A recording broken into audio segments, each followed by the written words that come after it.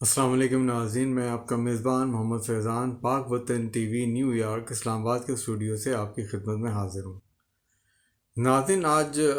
بہت سی اہم خبریں ہیں، لیکن ان میں سے چند جو خبریں ہیں وہ میں آپ کی خدمت میں پیش کرتا ہوں، اور ساتھ ہی اس پر جو ہے اپنی رائے سے بھی آپ کو آگاہ کروں گا۔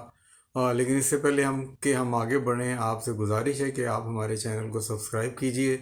اور اس پر جو ہمارا ولاگ ہے اس پر کومنٹس دیجیے تاکہ ہماری رہنمائی اور حوصلہ افزائی ہو سکے۔ ناظرین، بات کچھ یوں ہے کہ آج پاکستان میں جو تحریک لبیک ہے،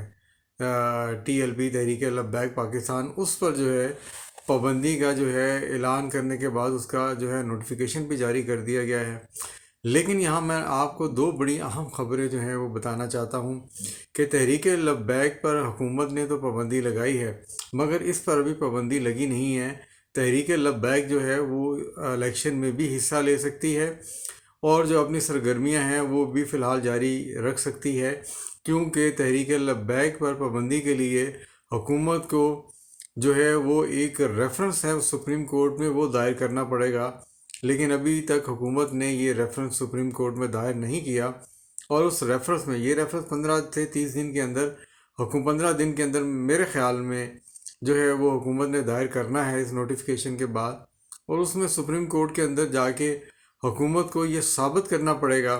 کہ تحریک لبیک جو ہے یہ ملک کی سلامتی کے خلاف جو ہے اس نے کام کیے ہیں، اور یہ جو کچھ ہوا یہ ملک کی سلامتی کے خلاف تھا،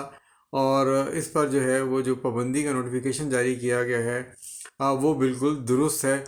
تو عدالت میں یہ چیزیں ثابت کرنا اتنی آسان نہیں ہوں گی۔ اور دوسری جانب ایک اور جو ہے بڑی اس حوالے سے اہم بات ہے کہ آگے بلدیاتی الیکشن ہونے جا رہے ہیں، اور جو TLP ہے اور اس میں بطور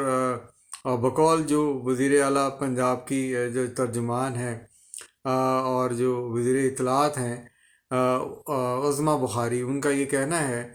کہ یہ غیر جماعتی بنیادوں پر ہوں گے، لیکن یہ بڑا ابہام ہے۔ لیکن رانا ثناء اللہ جو وزیراعظم کے سیاسی مشیر ہیں، انہوں نے یہ بات کلیئر کر دی ہے کہ یہ جماعتی بنیادوں پر ہوں گے، کیونکہ جو بلدیاتی ایکٹ پنجاب اسمبلی سے پاس کیا گیا ہے اس میں جو غیر جماعتی بنیادوں پر الیکشن کرانے کا کوئی قانون موجود سرے سے کوئی قانون موجود نہیں ہے۔ لہذا انہوں نے اپنی ہی جماعت کا جو ہے وہ پول کھول دیا ہے، جبکہ عظمیٰ بخاری جو ہے وہ اس کو باقاعدہ طور پر اس کو ڈیفینڈ کر رہی ہیں آ کر۔ لیکن ان کا جو رانا ثناء اللہ ہیں، ان کا یہ کہنا تھا کہ جب ضیاء الحق کے دور میں یہ غیر جماعتی الیکشن ہوئے تو اس وقت قانون کے اندر یہ شک شامل کی گئی تھی کہ یہ جو الیکشن ہوں گے یہ غیر جماعتی بنیادوں پر ہوں گے، لیکن یہ جو موجودہ ایکٹ پاس کیا گیا ہے پنجاب اسمبلی سے، اس میں ایسی کوئی شک موجود ہی نہیں ہے۔ لہٰذا ان کا یہ کہنا ہے کہ یہ الیکشن غیر جماعتی بنیادوں پر نہیں ہو سکتے،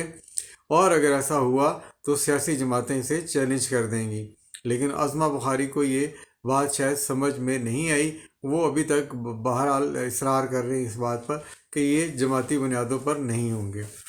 اب رہے گی تحریک لبیک کی، تو یہ بات اس کے ساتھ اس لیے ضروری ہے کہ تحریک لبیک پاکستان فی الحال سیاسی پاور بھی رکھتی ہے۔ یہ آپ کو تھوڑا سا اس کا بیک گراؤنڈ بتا دیں، تحریک لبیک کا جو وجود ہے یہ 2011 سے اس وقت جو ہے یہ تحریک شروع ہوئی جب جو گورنر پنجاب سلیمان تاثیر تھے ان کو ان کے جو گن مین تھے ممتاز قادری، انہوں نے گولی مار دی تھی، اور اس کے بعد جو ہے ان کا مقدمہ چلا، لیکن ان کی رہائی کے لیے جو تحریک چلی تحریک لبیک یا رسول اللہ، وہ آہستہ آہستہ مذہبی جماعتیں تھیں کچھ، انہوں نے پھر آپس میں اتحاد کی اور پھر یہ ایک اتحاد کی شکل اختیار کر گئی، اور بعد میں باقاعدہ طور پر 2016 میں یہ پھر تحریک لبیک پاکستان کے نام سے سامنے آ گئی،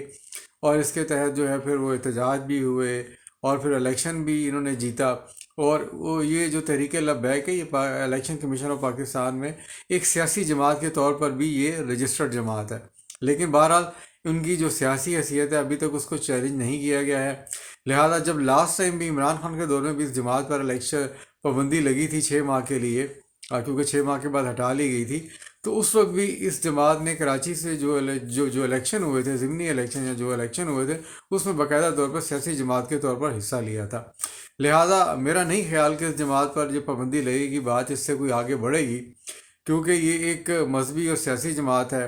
اور معلوم یہ ہوا ہے کہ کچھ مذہبی رہنماؤں نے جو بڑا اثر و رسوخ رکھتے ہیں حکومت کے اندر بھی، انہوں نے حکومت سے رابطہ کیا ہے اور ان کو اس اقدام سے جو ہے وہ تھوڑا سا درخواست کی ہے کہ وہ اس پر جو ہے وہ تھوڑا اس سے نہ اس کو پابند جو ہے سپریم کورٹ میں جائیں۔ لہذا حکومت کا اب اپنا ارادہ بھی نہیں ہے کہ وہ سپریم کورٹ میں جا کے جماعت کے خلاف ریفرنس دائر کرے۔ ایک بہرحال حکومت نے اپنی عزت رکھنی تھی، وہ رکھ لی ہے، لیکن بحیثیت جماعت اس کی جو ہے جب تک سپریم کورٹ اس کو کالعدم قرار نہیں دیتی تو اس کی جو ایکٹیویٹیز ہیں، جو سرگرمیاں ہیں، اس پر سے پابندی جو ہے وہ لگانا بڑی مشکل بات ہے، کیونکہ ابھی تک تو ویسے تو اس کی سرگرمیوں پر پابندی لگائی جا سکتی ہے، آفیسز نہیں کھول سکے گی جماعت، جو نوٹیفیکیشن جاری کیا گیا ہے، لیکن جو اس کا جو سیاسی وجود ہے وہ حکومت جو ہے وہ ختم نہیں کر سکتی۔ سیاسی وجود اور سیاسی سرگرمیاں یہ جماعت جو ہے وہ جاری رکھے گی، کیونکہ اس کے لیے ضروری ہے کہ حکومت سپریم کورٹ میں جائے اور سپریم کورٹ پھر فیصلہ دے، پھر اس کے فیصلے کے بعد یہ جو جماعت ہے یہ ڈیزالو ہوگی، اور اس کی جتنی بھی جو عہدیدار ہیں، جو بھی اس جماعت کا سٹرکچر ہے، ڈھانچہ ہے، وہ ختم ہو جائے گا۔ لیکن ابھی تک تو ناظرین جو پی ٹی آئی ہے جنہوں نے لانگ مارچ کیا، اور یہ ڈی چوک پہ ہوا جو کچھ ہوا، پھر لانگ مارچ کے دوران جو کچھ ہوا، وہ بھی تحریک لبیک کے اس مارچ سے کہیں کم نہیں تھا، شاید زیادہ ہی تھا۔ اور لیکن ابھی تک تو تحریک انصاف پر جو ہے پابندی نہیں لگی، تو اب تحریک لبیک پر کیا پابندی لگے گی؟ حکومت نے بس اتنا کر کے اپنا جو دل ہی ہلکا کیا ہے۔ باقی یہ بات تو اس کے بارے میں یہی کہا جاتا ہے کہ اس کے پیچھے جب جو جماعت وجود میں آئی یا جو دھرنا ہوا اس جماعت کا نواز شریف کے دور میں، تو اس کے پیچھے بھی جو ہے اسٹیبلشمنٹ کا ہاتھ تھا، اور اس جماعت کو وجود میں لانے والے ہی وہ لوگ ہیں۔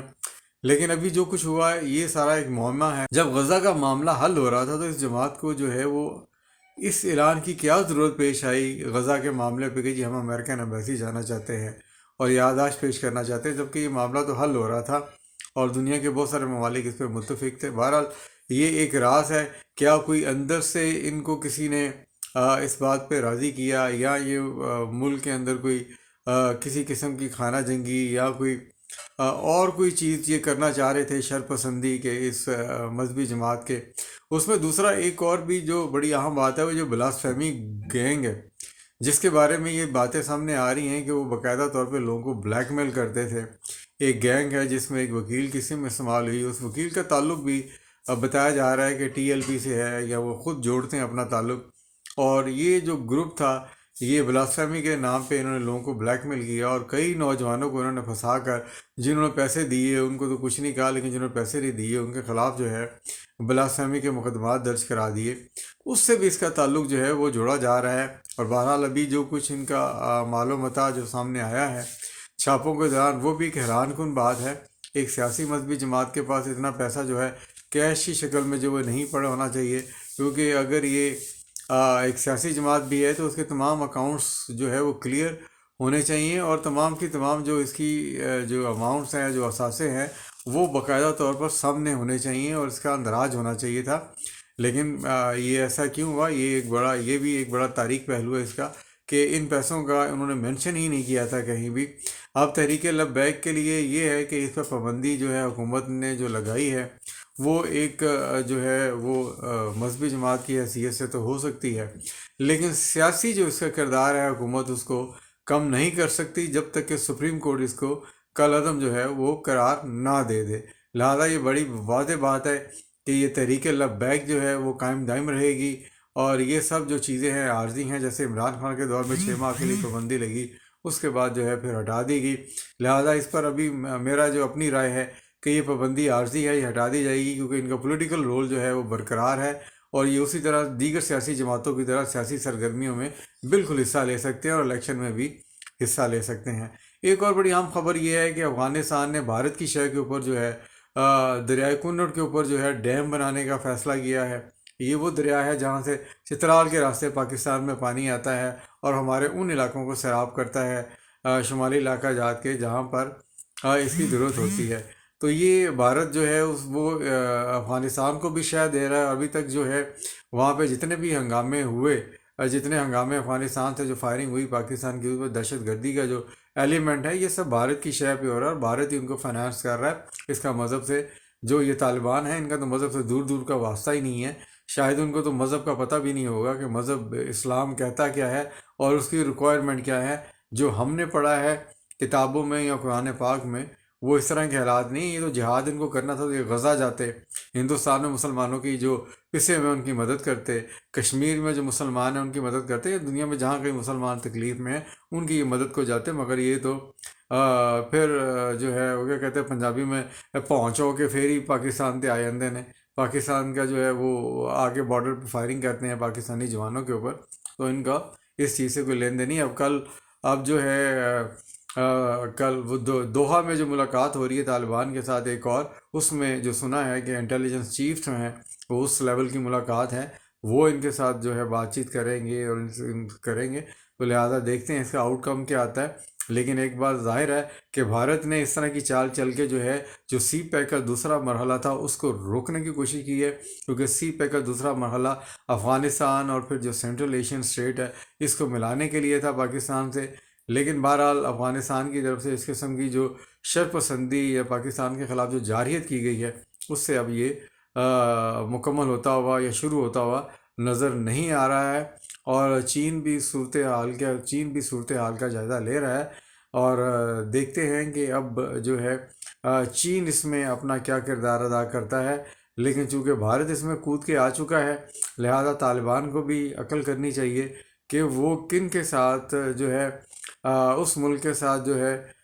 وہ جارحیت کا ارتکاب کر رہا ہے جس نے ان کی مدد کی اور ان کو اقتدار میں لانے کے لیے بڑا اہم کردار ادا کیا، اور افغان عوام کے سامنے بھی جو پاکستانی حکومت ہے، پاکستان کے لوگ ہیں وہ برے بنے۔ بہرحال ناظرین، یہ تو تھیں آج کی اہم خبریں۔ خیالات سے اپنی رائے کے ذریعے کومنٹس کے ذریعے ہمیں آگاہ کیجیے گا۔ اپنے میزبان محمد فیضان کو اجازت دیجیے۔ اللہ حافظ۔